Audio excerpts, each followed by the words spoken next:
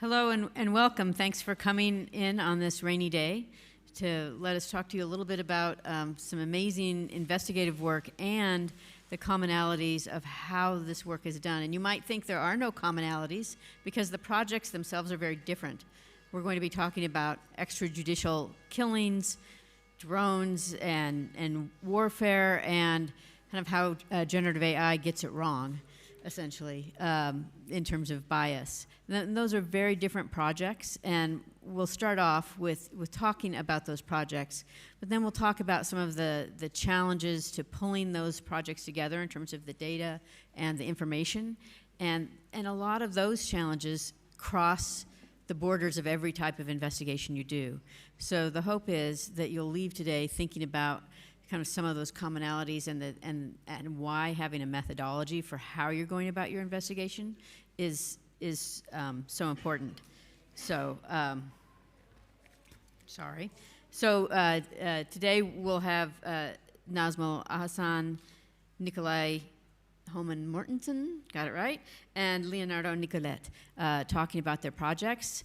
Then we'll hear just I think, amazing stories about, that tied to these projects, and then we'll hear a little bit about how they got there, and then we'll open it up for questions.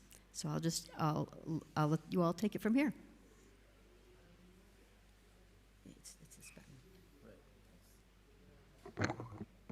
Hi, so my name is Nikolaj Houmann. You have to be really close to the My name is Nikolaj Houmann. I'm an investigative journalist that works for the investigative unit of Airwars.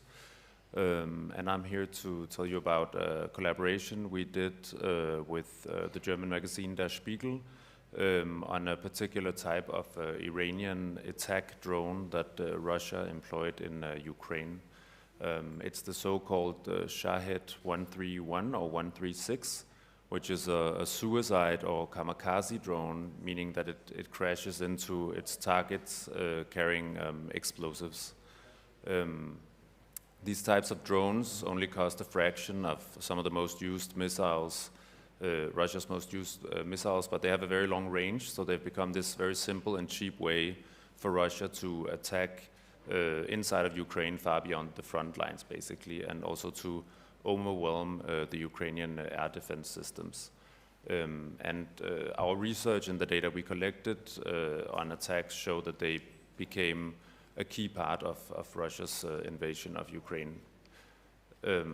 So first of all, this is obviously an extremely nerdy project, only focusing on this one drone.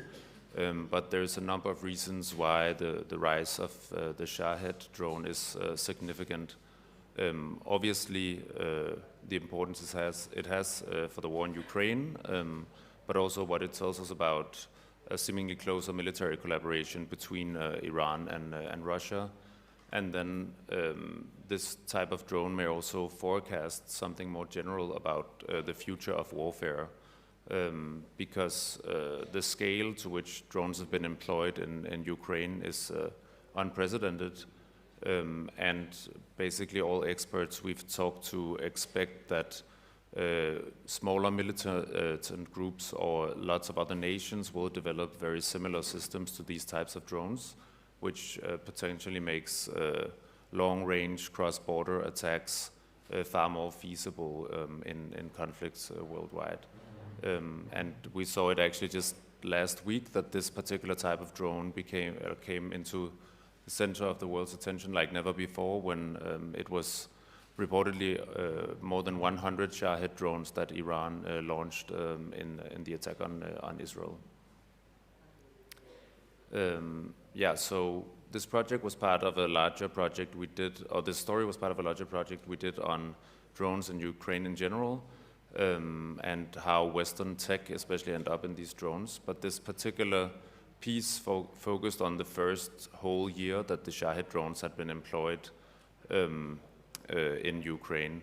And some of the things I think that really worked in this piece were the sort of like larger perspectives that were given by various experts we consulted, and also a human aspect from Ukrainian civilians. We interviewed people especially talking about the sort of like mental toll or trauma that it causes just recognizing the sound of these drones. They have this very particular sound, so they're being referred to as the flying moped or the flying lawn mover because they're very loud. But since this is a data award that we're here for, I'm going to focus more on how we collected the data that we used. So we used various open source intelligence methods and also a lot of public reporting, trying to track how many Shaheds had been launched into Ukraine, where they were being shot down, as well as where they may have been launched from. And our research found that while they first emerged as part of the Russian arsenal in September 2022, after just 1 year, around 2,000 Shahed drones had been launched into Ukraine. And all the data we collected sort of revealed these attack patterns, how in the very beginning they were used like what experts refer to as almost terror bombings, reaching cities like Kiev, far beyond the front lines, where they reportedly also killed civilians. But then the attack patterns sort of changed. The drones were especially used on energy infrastructure and eventually also such things as grain storage facilities when Russia pulled out of the Black Sea Grain Initiative.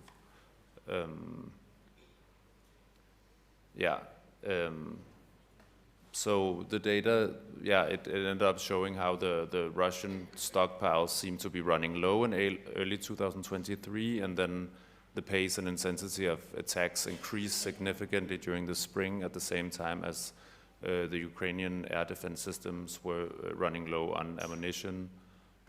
What this graph does not show is just after we stopped measuring, basically in September, the figures skyrocketed and broke all records, which correlates with many indications we had that Russia was now producing these types of drones in collaboration with Iran on Iranian or on Russian soil to fulfill this huge demand that was from the Russian military. And this manufacturing on Russian soil was also a focus point of one of our other stories that we did as part of this larger project in collaboration with the Financial Times, where we found that a factory, the one on the satellite imagery here, that was originally producing agricultural drones was repurposed to produce drones for the Russian military that were being employed in Ukraine. So in this case, we found job ads online on Russian job portals recruiting drone engineers, but also Farsi interpreters in this area, which is kind of in the middle of nowhere. And in combination with US intelligence reports, it suggests that this factory played a role in a Russian-Iranian partnership on producing Iranian drones in Russia.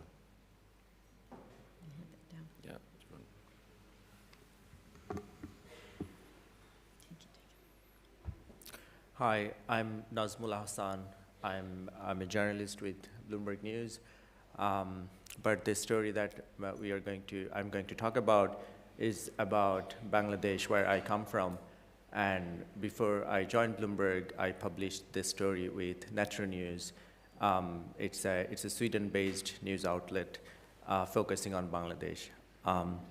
So, it's called Body Count, and despite the fact that it has different connotations these days, the story basically tells the stories of more than 2,000 people who were killed in Bangladesh by security forces in very questionable manner.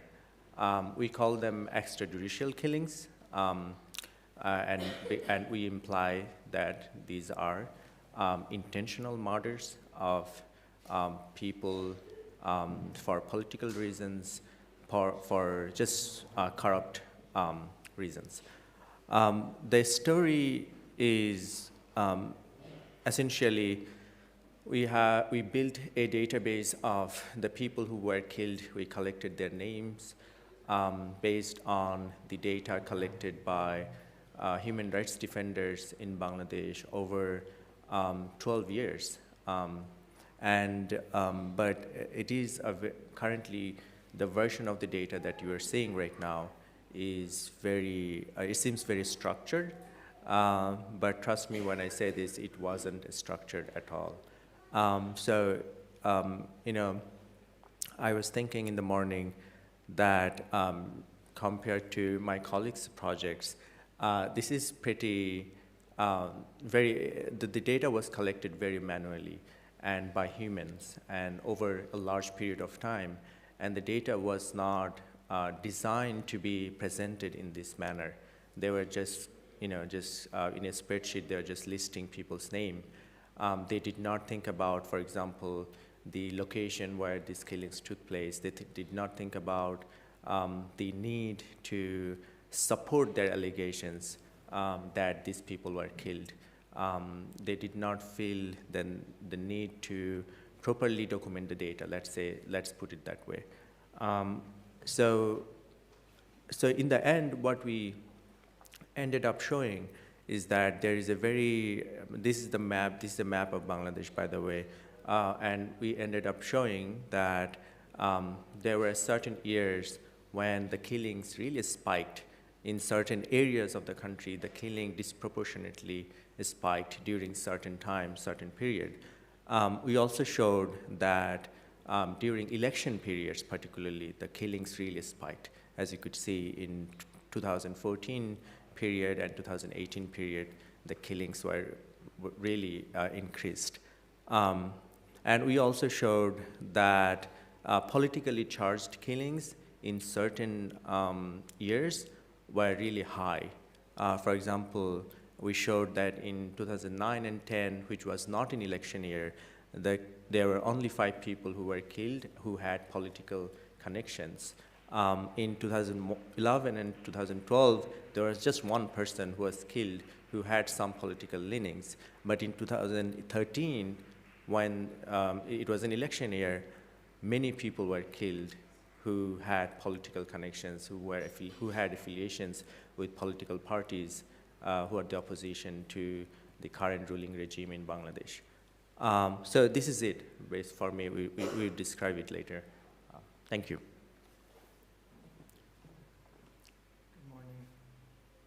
Good morning. Good morning. So my name is Leonardo Nicoletti, and I'm a data visualization reporter at Bloomberg News.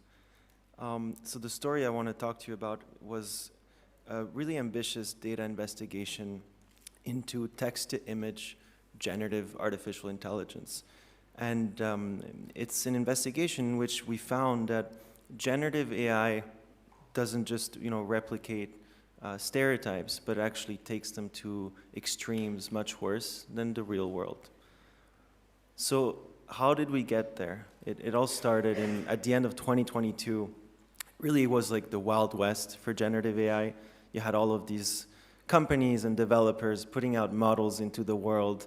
And Dina Bass, my co-author, another reporter at Bloomberg Technology, and myself, we found that more and more institutions were using generative AI to create images for things like advertising or entertainment, even though there had been minimal to no external testing into how safe or ethical these systems were for the general public.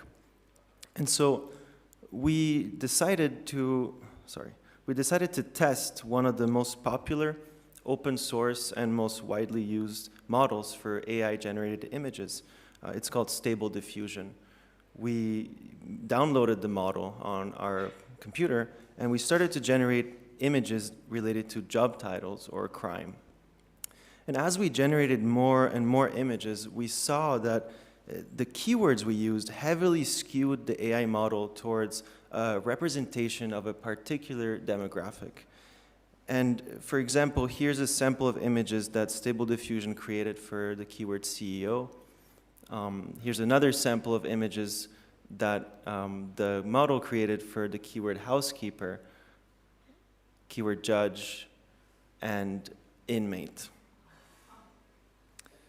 So we actually generated thousands of these images, and this experiment allowed us to highlight a pattern. It was a pattern of systemic racial and gender bias, where subjects with darker skin or perceived women were systematically underrepresented across images of high-paying professions and overrepresented across images of low-paying jobs. And in this slide, each square represents one image generated for a specific keyword with its associated skin tone on the Fitzpatrick skin scale. Here you can see the same keywords where each square represents one image generated and the associated color is the perceived gender of the subject portrayed in that image. And we found a similar pattern across images generated for keywords related to crime, where the model had the tendency to overrepresent people with darker skin across, for keywords like inmate, drug dealer, or terrorist. But we wanted to dive deeper. We wanted to dig deeper and really address one of the questions that often comes up when we talk about bias in artificial intelligence. It's the assumption that artificial intelligence is just represents what humans are like, or what our human biases are in the world, or real-world disparities. And so we actually ended up comparing our results that we got across thousands of AI-generated images with real-world demographic data, and we actually found the opposite to be true. That generative AI, in this case Stable Diffusion, it doesn't just replicate stereotypes. It's not actually a representation of the real world at all. It actually takes those biases to extremes, so it amplifies our biases and exacerbates them, makes them appear much worse than reality. Just to give you an example, across all of the images we generated for the keyword judge, just 3% of the images were images of perceived women. But across OECD countries, for example, which is countries all over the world, in almost every continent, there are more women judges on average than men.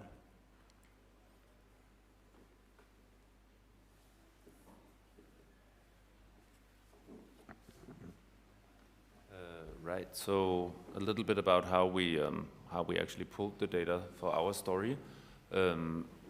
We started out with a colleague of mine, a journalist at Airwars, Sanjana Vagise, and our Ukrainian language researcher at Airwars, Irina Chubrina. They built a vocabulary basically of Ukrainian expressions and slang that could refer to these types of drones. So it could be like different ways of saying suicide, kamikaze, even Dorito, like the crisp, because they're triangular, the drones. And then we did daily searches basically to find reports on attacks on especially Telegram channels and various social media profiles and Ukrainian media sites.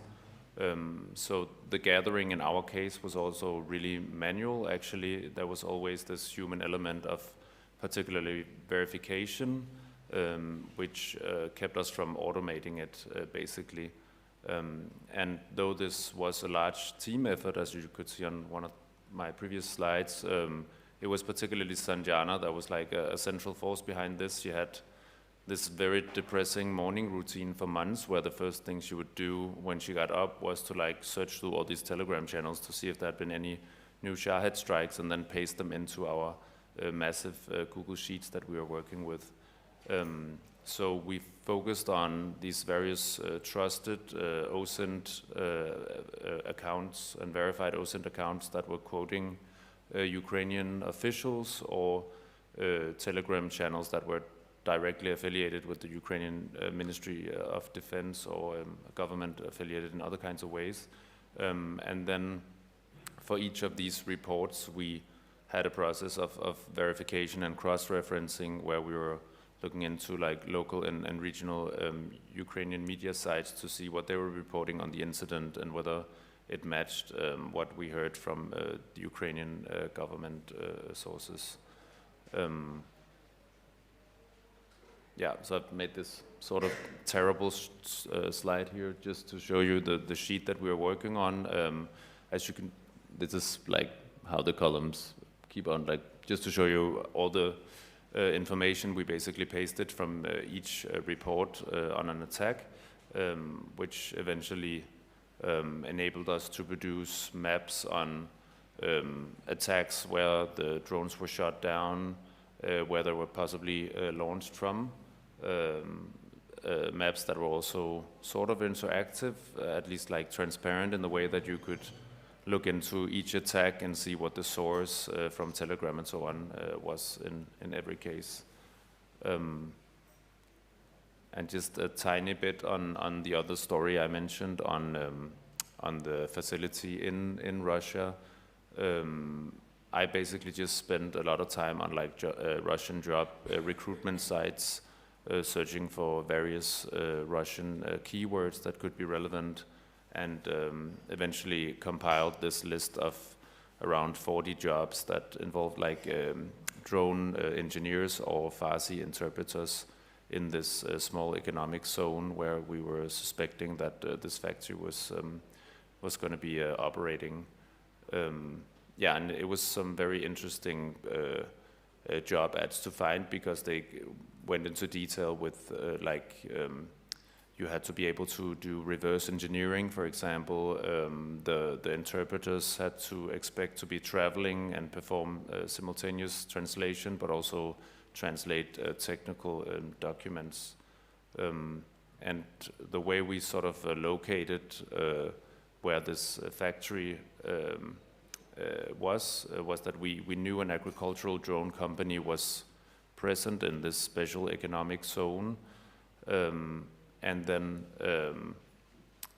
we found official statements from this agricultural drone company saying how many square meters their new facilities were going to be, and then we looked into the Instagram account of the special economic zone, where we found a building that matched this area, basically.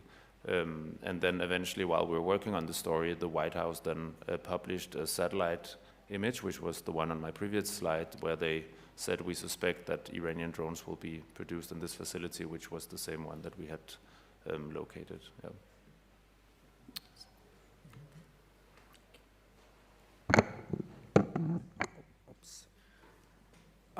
So in our case, the biggest problem, I think, that we encountered was the fact that the data was collected over more than 10 years. That's before I graduated from high school, when they began the data collection. It was in 2009 when the current regime in Bangladesh came to power. And so different people collected the data. Different people put the data into spreadsheets. So they used different criteria. They used different columns. They used different data fields. And the data was not consistent over time. That was the biggest problem we faced when we tried to integrate all of the data into one giant spreadsheet.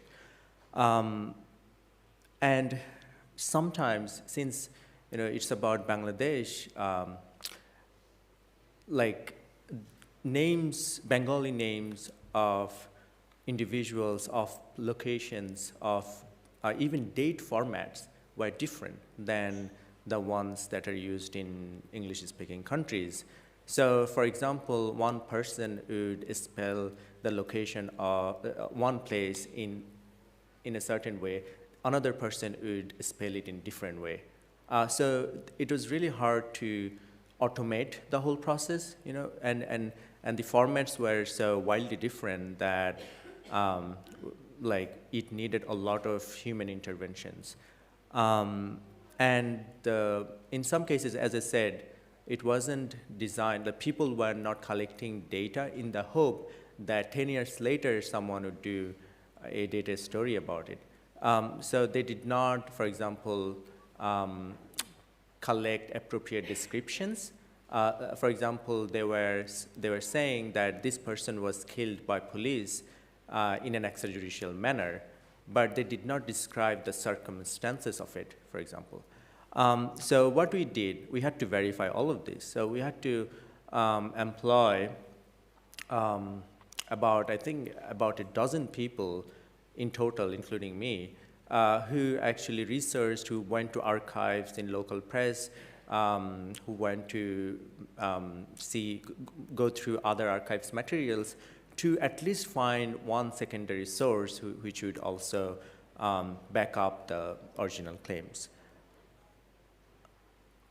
Sorry. So this is how the data came about. This is from human rights defenders, and as you could see, there are about 15, I guess, spreadsheets, and all of them had, each of them had 12 different spreadsheets inside. So basically, we had 120 spreadsheets, at least. I think it would be more than that. And they were separate. And they had this different formats. See, sometimes there would be one column, and there would be multiple sub-columns inside. So I cannot, it's a nightmare, to be honest. And, and when we kind of combined and merged all spreadsheets, it basically looked like this. Some had 15 columns, some had probably 4 columns. So yeah, it looked like that.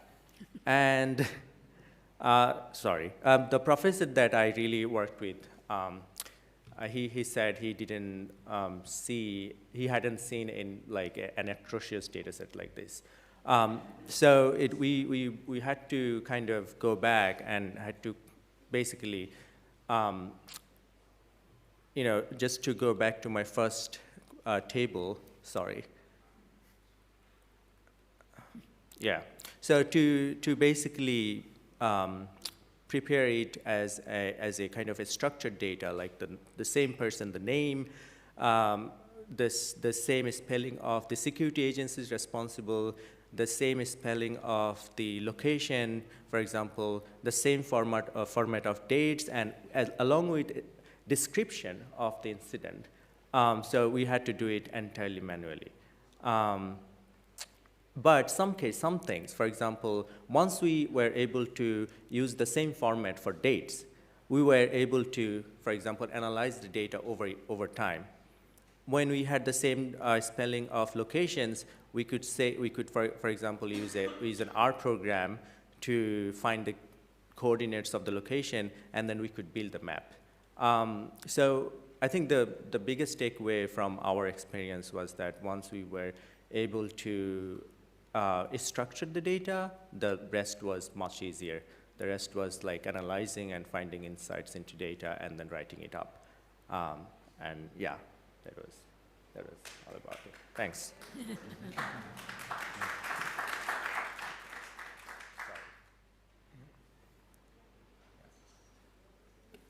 So back to our story on analyzing bias in generative AI text-to-image. In theory, the idea was pretty straightforward. We wanted to find out whether a generative AI model was outputting biased content. But in practice, getting the answer to this question ended up being an incredibly difficult and complex task, because we needed to design an experiment to test and systematically investigate this generative AI model for gender and racial biases. Generative AI models, like text-to-image models, are often considered black boxes. This means that it's almost impossible to see how they work in the inside. But what you can see is their output, what they create. So in this case, we realized that if we created a large enough sample of images, we could then analyze those images and be able to then identify patterns of bias. And creating this data then was the most important part of this experiment. We ended up feeding the Stable Diffusion model a simple prompt thousands of times while iterating through different keywords related to job titles or crime. And as a result, we were left with more than 5,000 images. Sorry.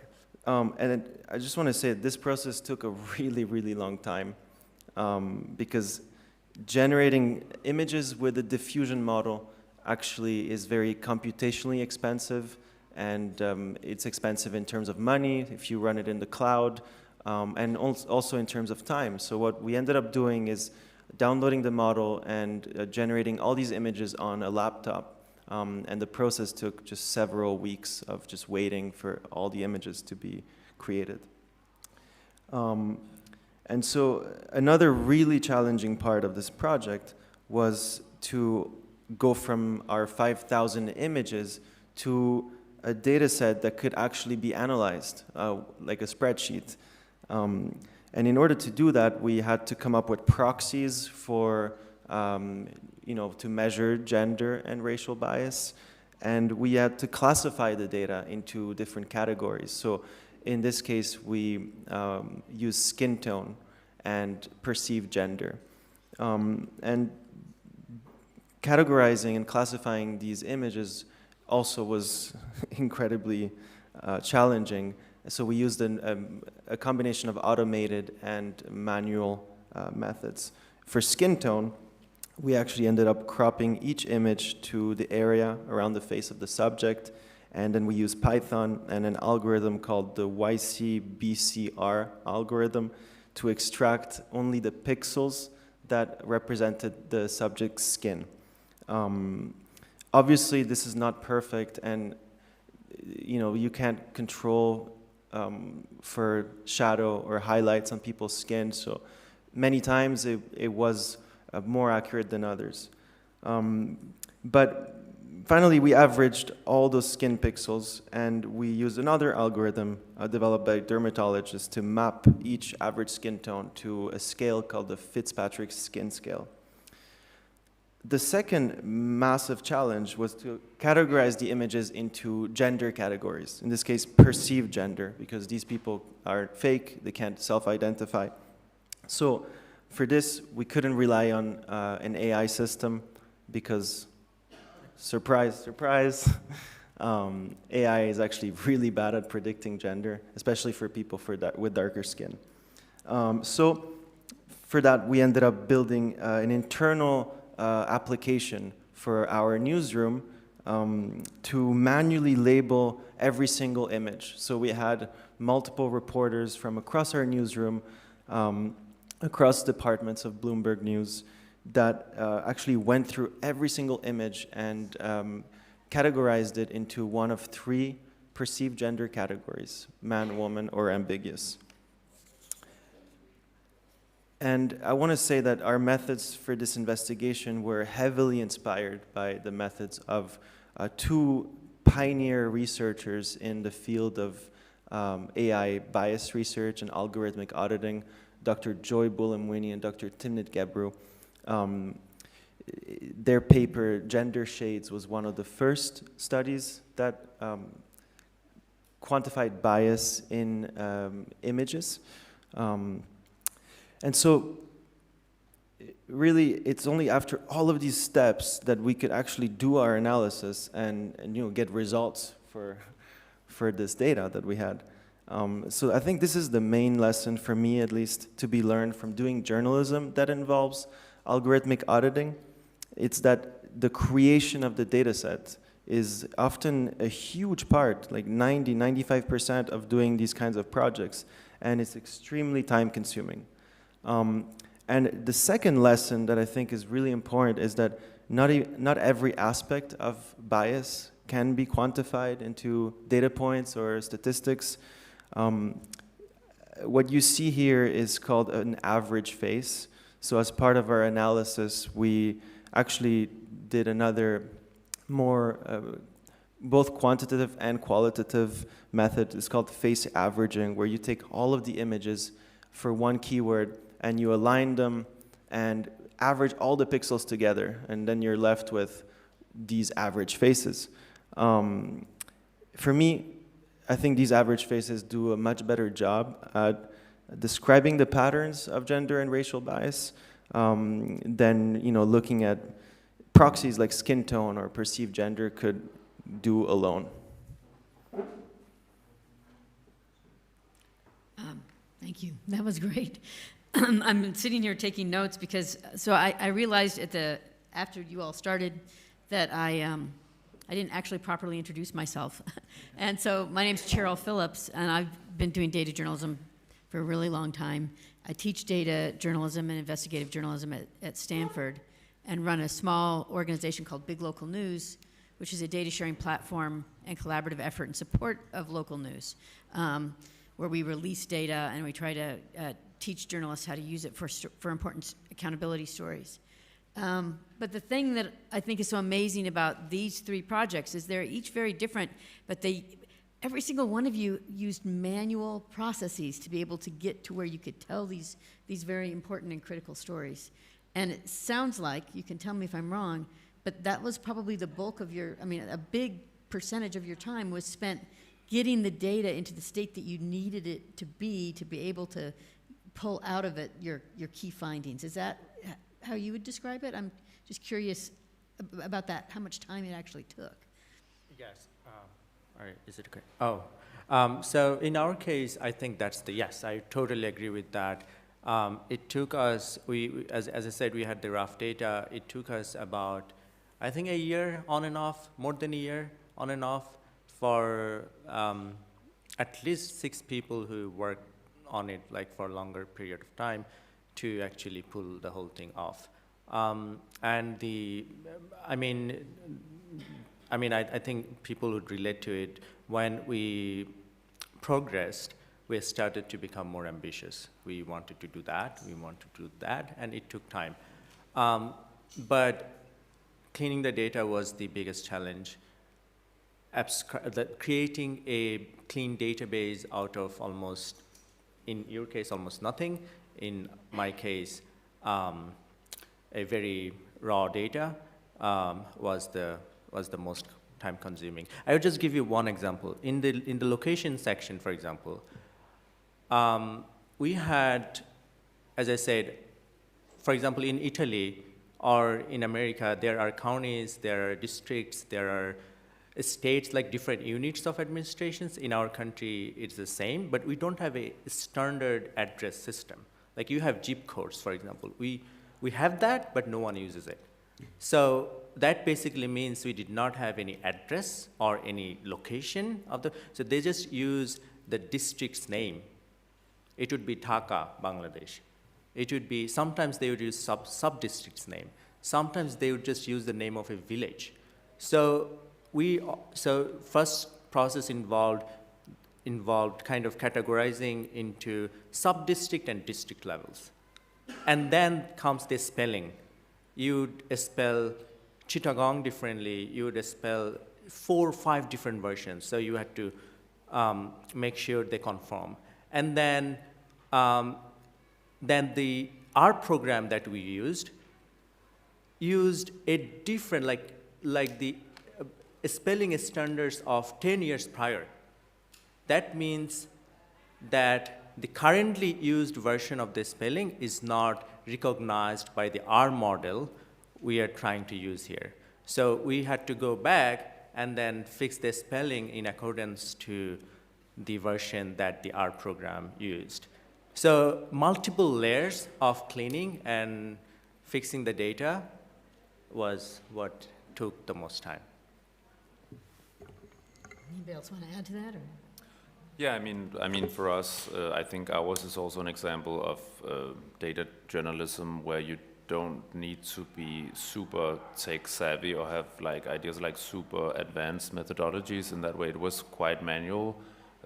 What was very labor intensive for us was the verification process, basically. So every time, also because obviously we were surveying a phenomena that as it was happening, we started this process in the spring of 2023 and wanted to publish when the Shahids had been employed for 1 year, which was in September. So we couldn't just do all the searches at once. We were doing it as the attacks were happening, basically. Obviously, because it was an open source project where we weren't reporting on the ground, the verification that we had to do for each incident with all its limitations was also what took the most time. So not so much the cleaning and the handling of data afterwards. Yeah. Sorry, go ahead. To your question, for us, when we study bias, I think like what was most eye-opening for us was that we started with an idea that we were able to do this all fully automated. You know, we're going to generate all the images, come up, you know, find some cutting-edge computer vision that categorized everything, and then, you know, just had our statistics, and that was it. But something that I learned from one of the researchers that I mentioned earlier, I learned it while doing this project, and then talking with her later on, is she kind of put it into words, is that you can only truly understand these issues if you actually go through every single image yourself, and you go through the process of labeling them and classifying them, that you realize that it's so complicated, it's so, you know, it's so complex, right, the issue itself. And for us, it was actually really, it's like a learning process, because we want to do a study about bias, but we want to introduce the least bias possible in our methods, right? But then we end up having to do a lot of manual classification, which could mean that we are introducing our own biases, right? So how do you reconcile those two kind of contradictions, right? I loved your headline. Wasn't the headline something like "Humans are biased, but machines are worse," or something like that? AI is worse. Pretty much. It's a great headline. I mean, I think the thing that I think about when I'm thinking about data journalism is like, it doesn't seem to me that any of these stories could be done without the data work. But how do you then go from being really in the weeds with the data and then pulling out to find the human story? Because like when we started this talk today, you talked about your stories. You didn't really talk about like, oh, and then we went through and talked through the data.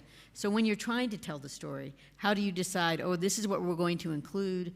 This is how I like I think about data journalism. It's like the data is the spine, but we're bringing evidence to an anecdote, and it's the anecdote that connects people, right? So how do you do that? Anybody? Yeah. So in our case, so the project began as a class project when I was studying in the grad program in Berkeley. So in one of my data journalism classes, we basically built a small website, and my first idea was to find the most ideal person, the ideal subject who was killed, and we could use the anecdote to tell the bigger story. And in fact, we did a lot of interviews. We found someone who was politically involved, who was killed point blank range, and whose relatives have not even been given the documentation to prove that the person was killed. They were not able to file any police complaints. They just only recently they filed a court case. The judge immediately dismissed the cases against police officials. So it was the ideal cases that we wanted to focus. But then when we delved into the data, then we realized that the numbers itself is so staggering, and it itself shows so many insights, and the fact that it wasn't never reported on. Like some human rights organizations documented, okay, this year 100 people died, which may be classified as extrajudicial killings. That was it. So we thought, okay, so why aren't we doing a bigger story? Why hasn't anyone done that? So from our perspective, we decided to see it from a more data and numbers perspective, because we then showed that, okay, see, during elections, the numbers spike. And that was one thing. And the reason when you talk about anecdote, the second reasons we decided to go through archives and find out the stories of these people who were killed. We could not present it in a narrative manner, like the way you do in a magazine piece. But what we did, we tried to at least tell the portion of their stories, like how they died, who were they. like the circumstances of their killings. So in the end, I think that matters. I think that the fact that we are telling people's stories. Yeah. Yeah, I think for our story, Airwars' niche and regular focus is civilian harm from explosives, basically. So that was also the angle we had when we started the project, that we wanted to document the civilian casualties from these drone strikes. But then the data actually ended up pointing us in a different direction. Basically, it's really hard from afar to attribute civilian harm from these drone strikes. It's hard to figure out exactly what happened on the ground, if there was any kind of civilian harm reported. Was it from debris falling after a drone had been shot down? These drones were also often attacking in swarms where other types of arms were used as well. So it turned out that we couldn't really focus so much on, or it wouldn't make sense actually to focus so much on civilian harm, also because they're mostly used for energy infrastructure and that sort of thing. The data showed us. So instead we decided to have like the sound of the drone in the very beginning of the piece. And this sound is so loud, and like basically all Ukrainians almost say that they know this sound now. It's very loud, and people get really scared when they hear it. And then you have like interviews throughout the story where people are talking more about like the psychological toll of these attacks, basically. Yeah. Did you want to add, or can you advance this? Yeah, so for us, I think the anecdote was that people were using these models, and once every so often an article would come out, be like, AI generators are biased. Look, we created 2-3 images, and we saw that they were creating like stereotypes or things like that. But then nothing would happen, right? Like then things would move on and people would continue using them, and another article would come out. It's like kind of imagine like living in an area of a city that has a lot of problems, and you say, I live there, there's a lot of problems, but then nothing happens in part because like it's not really shown at a larger scale. So that anecdote for me was really striking, because time would go by, and like I was thinking, someone's going to do a big study on this, but it wasn't. So you finally did a big study on it, Yeah. right? So that we ended up doing that, and turns out after we did the study and we published it, the response was really really positive, and it was now on the world stage. Like the United Nations was talking about it. Private companies were including it in their guides for ethical use of artificial intelligence, et cetera, et cetera. So sometimes you really need to take those stories, those individual experiences, and kind of try to tell a larger story with them, and that can have a lot of impact. Well, we'll turn it over to you all to see what questions you have or comments.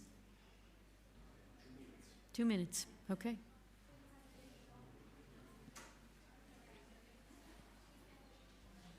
Hi, thank you very much for the stories and the wonderful projects. Have you considered using LLMs to analyze the data after you've secured it, trying to figure out patterns or themes in the content? In our case, yes, but that came at a later stage. And we kind of, for example, one of the categories that we wanted to do was the principal identity, not as in ethnic identity, but their professional or other identities. Like, for example, some people were killed who were professors, doctors. So we wanted to classify that. But probably that's the project we initiated, and it's probably the rest will be done by Nature News people. So yeah, we are going, at some point, we did use LLM to classify this stuff. I've used LLMs before to do analysis, but I tend to still, I'm probably just too old school, because I am using LLMs to extract data from some projects, but I mostly do my own analysis, although I'll confess to using Copilot. So, yeah. Were you good? No. So I guess are we done? Or is there time for one last question? We're done. No, but he's saying no. No, okay. Well, all right. But thank you so much. I really. There's one more. Oh, there's one more. Okay. But One. he's saying we could. I think we're done on time, though. These guys can just. Thanks. Just quickly, I think this is probably more for Leonardo than the rest of you, but if you want to weigh in as well. How did you choose your sample size? 5,000, and it takes a few weeks. 1,000, 10,000. How did you settle on sample size? We talked with a lot of researchers, and we iterated a lot actually while we were doing the project, talking with researchers, and they told us that what we had was enough. So we couldn't just collect data forever, and so we also based ourselves off of other working papers that had used less images to do similar studies. So we felt pretty confident that our sample was at least bigger than anything that had been done at that time. Thank you very much. Really appreciate you coming.